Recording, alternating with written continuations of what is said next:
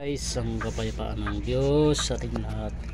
May share naman ako guys sa ating mga technician na baguhan. Bago lang din ako guys, baguhan lang din ako. Itong error nito guys is P4 error na 1.5 kupil. Ang nakita kong problema nito guys, pag P4, ito guys itong SMD nya na kapasitor. Yan, nag-i-error rin guys P4 pagka nasira yan. Tapos itong mga SMD na maliliit guys, ito yan, i-check nyo yan guys pag P4 error hanggang dito. Yan, mga SMD pati dito guys, i-check nyo yan pati itong mga to.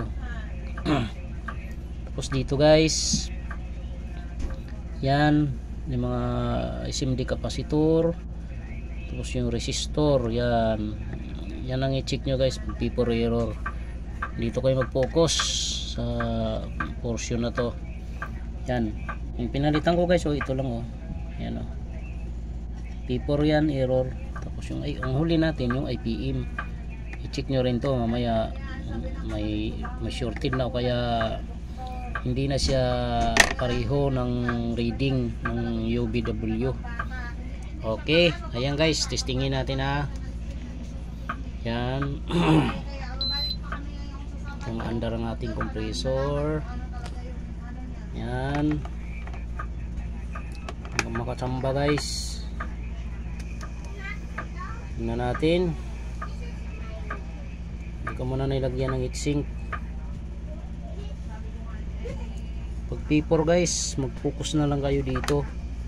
Focus kayo dito banda basta itong area na to, fokusan nyo yan. Nakita ko lang talaga ang problema nito, itong kapasitor, SMD kapasitor nya. Tingnan natin pag standby itong ilaw, yan, goods na yan. Ayan, standby na guys, standby na siya. Ayan, mandar ang ating compressor. Yan. Yan na guys, okay na siya. Maandar na siya. Medyo kalat lang yan guys ang aking gawaan, pero okay na guys. Salamat sa Diyos guys. Kung sana may nakuha kayong idea guys sa ating konting repair.